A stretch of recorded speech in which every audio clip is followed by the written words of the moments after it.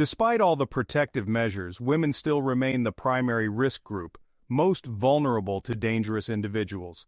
Crimes are most often committed against women, and sometimes simple attentiveness, such as wearing only one earphone instead of two, or an extra glance around to spot potential danger, can save you from tragedy. Ignoring these basic rules can lead to a situation where, in places that seem idyllic, violent crimes are rare enough that even the police, along with local residents, are shocked by the bloodshed. But no matter how many years people manage to avoid problems, it's important to remember that a dangerous criminal can be hiding behind every smiling face. Avina, Illinois, USA is a tiny community with a population of about 250 people. A very quiet place with picturesque areas where everyone trusts each other. For a long time, the local residents didn't even lock their houses. At least, this was the case, until today, when Angela Lee's family found themselves caught in an extraordinary situation. On July 30, 2003, Angela was living in her house with a man named Jason and their 4-year-old son. That ill-fated evening, Jason returned home later than usual, around 9 p.m. He had stayed overtime at work. Upon entering, he called out for Angela, but there was no response, which struck him as odd since Angie usually greeted him. Thinking she might have dozed off or was putting the child to bed, he tried not to make noise and quietly headed toward the bedroom. However, in the dining room, Jason found Angie lying in a pool of blood. She had suffered such severe head injuries that her skull was deformed. Jason immediately called out for his son, fearing he too might be a victim. He heard the sound of the TV and found the boy lying on the couch, calmly watching cartoons. When he saw his father, the boy said that his mother wasn't feeling well. Jason immediately called the police and reported that he had found his fiancée lifeless in the house. This violent attack was the first of its kind for the police officers in that department. AIGI's was a very safe place, which made the event even more shocking to the neighborhood. When the detectives arrived, they found 22-year-old Angela lying on the floor, face up, her legs crossed. Her face, once beautiful, was severely disfigured. She had been beaten to death with a heavy object in a particularly brutal manner. It was a miracle that her 4-year-old son had not been harmed. It seemed strange that the attacker spared him.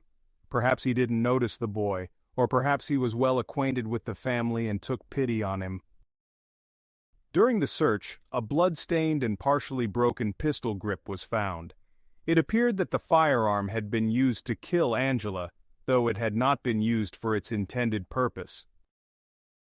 The brutality of the attack suggested that the killer knew the victim personally or had strong feelings for her. The police began to interview neighbors and family members. Despite living in such a quiet area, no one reported anything unusual.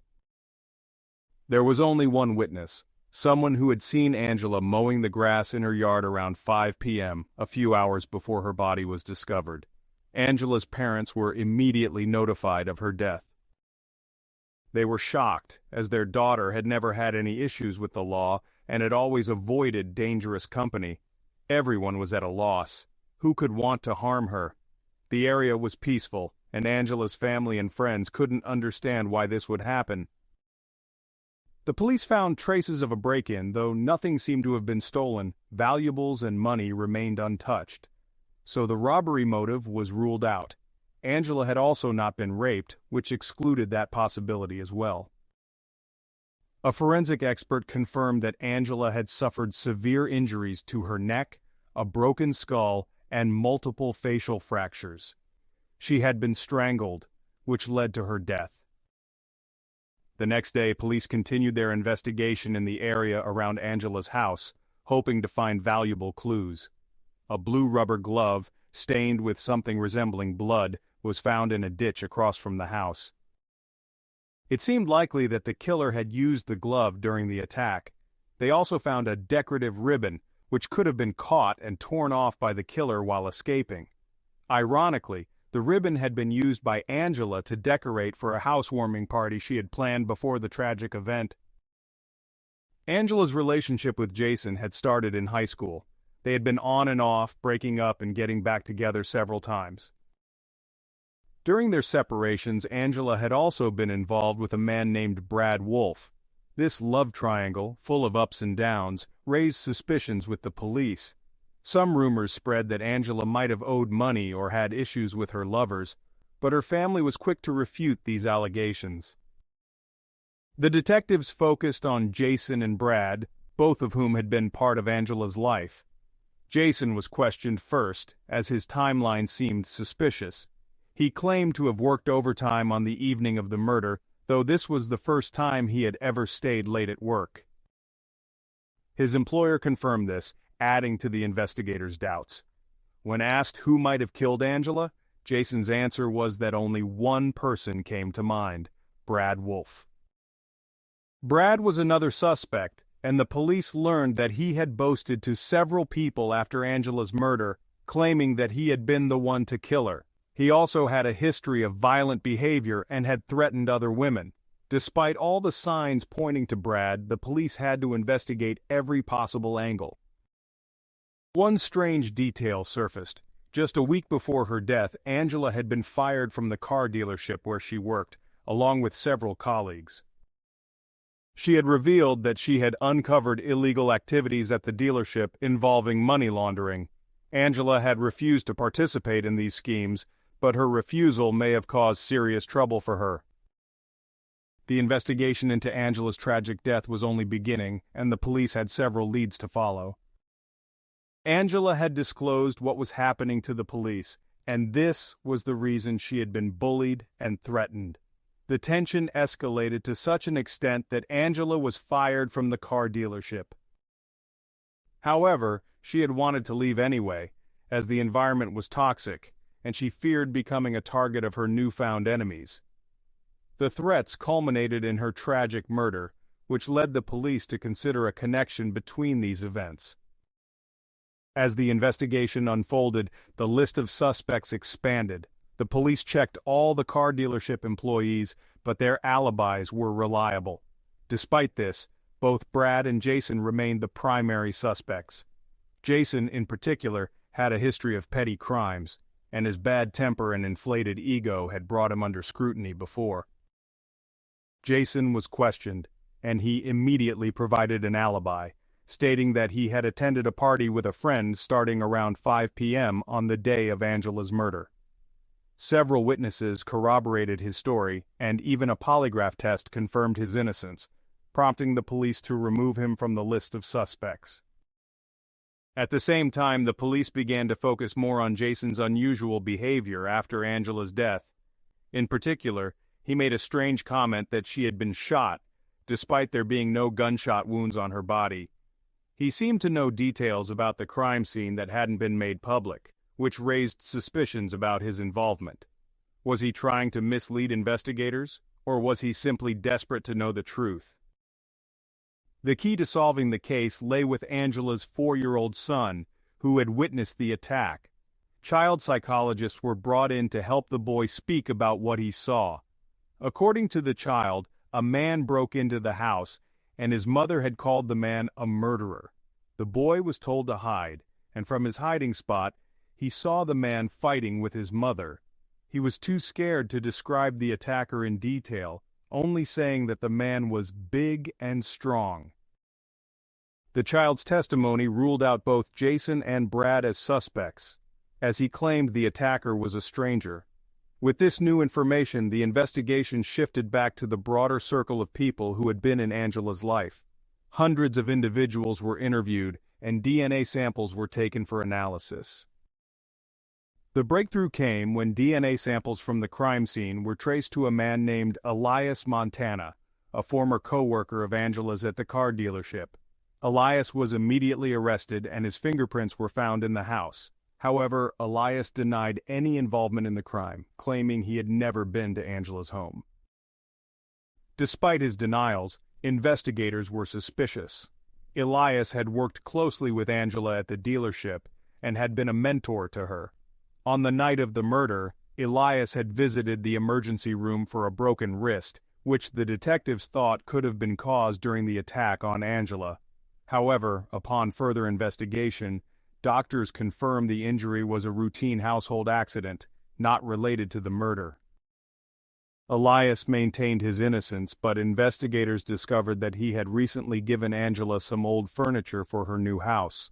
This furniture was covered in Elias's fingerprints, which explained why they were found at the crime scene. Jason confirmed that the furniture was indeed a gift from Elias. While Elias passed a polygraph test and had an alibi for the time of the murder, the investigation continued to turn up more troubling details about his life. He had a wife and children, but he also frequented escort services and used illegal drugs. When his wife found out about his actions, she filed for divorce, and Elias became increasingly upset with the police for ruining his life. The investigation seemed to be at a dead end. The police had carefully examined Angela's close circle, and no one seemed to have a clear motive. They began to wonder if the killer was someone entirely outside of Angela's known world. A secret admirer, perhaps, though there was no evidence to support this theory. Angela had not received any messages or engaged with anyone online. In the end, the investigators revisited one detail they had overlooked earlier: the bus station across from Angela's house. It was a hub for workers who changed shifts regularly. Could one of them be the killer? With this new focus, the investigation took a fresh turn. A small task force of experienced officers was formed to analyze all the accumulated evidence and finally solve the case. This was necessary to compensate for the lack of experience among the original detectives who had worked on Angela's case. Since it was their first murder investigation, the team knew they had to be meticulous. The task force quickly located all the workers at the bus station during the day and evening of the murder and began interviewing them. They collected DNA samples and fingerprints from everyone. It wasn't until they spoke with Rick Fenley, a local bus driver who had already been excluded from the list of suspects, that they caught a break. Rick remembered something important. On the evening of the murder, he had stayed late at work to clean his bus. As he was finishing, he looked across the road towards Angela's house and saw a car speeding away with its headlights off. He recognized the car as belonging to a nearby auto repair shop, though he couldn't identify the driver. This new lead prompted the police to investigate the employees at the shop. The investigation led to a man named Anthony Ashby, who had worked at the repair shop. Anthony had quit his job a week after Angela's murder, but this alone was not enough to raise suspicion. Staff turnover in the shop was common, so this detail was not conclusive. However, it soon became clear that Anthony had a criminal history. He had been involved in an incident a while earlier in a neighboring town, where he was arrested for brandishing a firearm during a drunken altercation. The police had responded to a call and found Anthony firing a gun at the wall. They confiscated the weapon and later sent it for ballistic testing, though at the time there had been no significant consequences for him. Though Anthony had a generally positive reputation, investigators were starting to find more concerning signs. When questioned about his weapon, Anthony admitted he owned a gun, but claimed it was only for self-defense. This seemed suspicious to the police. If Angela had been murdered with this weapon, it pointed to Anthony being the killer. The breakthrough came when DNA evidence from the crime scene was compared to Anthony's. His DNA was found on the gun that had been used to kill Angela. With this hard evidence, there were no longer any doubts about his involvement in the murder. He was charged with first-degree murder. The brutal nature of the crime suggested the killer had lost control or acted with intent. Despite his initial denials, Anthony eventually admitted to the murder just before the trial began. By pleading guilty to first-degree murder, he avoided a full trial and a confrontation with the victim's family.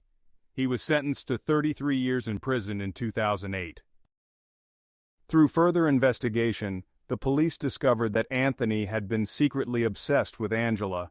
He had been stalking her for some time, even spying on her through her windows. Angela had noticed him on one such occasion, which led to a confrontation. The incident escalated when Angela insulted Anthony, and in a fit of rage he broke into her house, attacked her, and ultimately killed her.